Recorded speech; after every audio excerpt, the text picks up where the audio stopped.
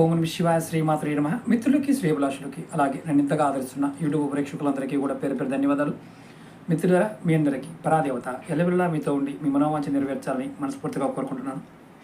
ఈ షార్ట్ వీడియోలో గురువుగారు మాకు ఎప్పుడు సమస్యలేనండి, ఆర్థిక సమస్యలు, మానసిక సమస్యలు, కుటుంబ సమస్యలు, అనారోగ్య సమస్యలు, వీటి నుంచి బయటపడడానికి డబ్బులు లేవు, మానసికంగా చాలా ఇబ్బంది పడుతున్నాం, ఏదైనా మార్గం ఉందని అడిగారు.